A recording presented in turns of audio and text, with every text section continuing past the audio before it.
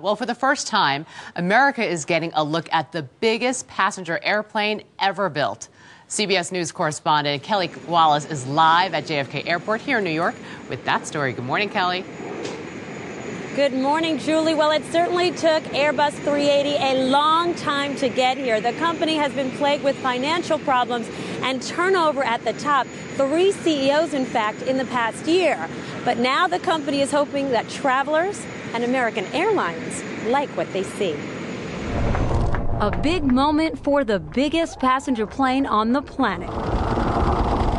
The Airbus 380 touching down for the first time in the United States.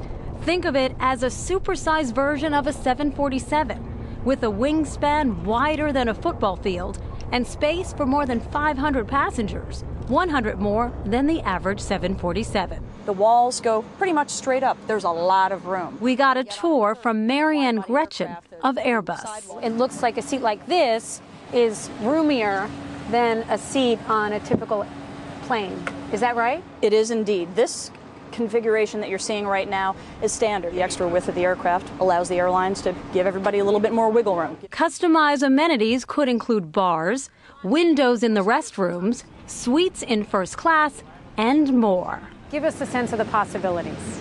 Well, without spilling any secrets. There's no bowling alleys and there's no hot tubs because those are things that we get asked about all the time. But a very real possibility is a casino or a duty-free shop. It certainly hasn't been smooth sailing for Airbus.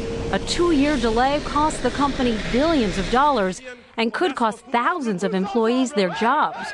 Airbus executives hope the worst days are behind them. Of our 14 customers today with 156 firm orders, every one of them has the right to cancel, yet every one of them is staying with the program because this airplane is worth waiting for. Kevin Page of Lufthansa Airlines was one of the lucky ones aboard the test flight from Frankfurt to JFK. Kevin, what was it like?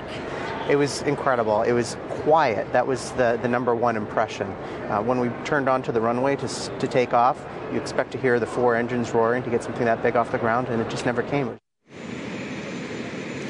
It's maybe quiet, but it's definitely not cheap. Each one costs about $300 million. And while international carriers like Singapore Airlines and Lufthansa have agreed to buy a few of these Airbus 380s, so far no U.S. airline company has. Julie? CBS's Kelly Wallace at Kennedy Airport. Thanks, Kelly.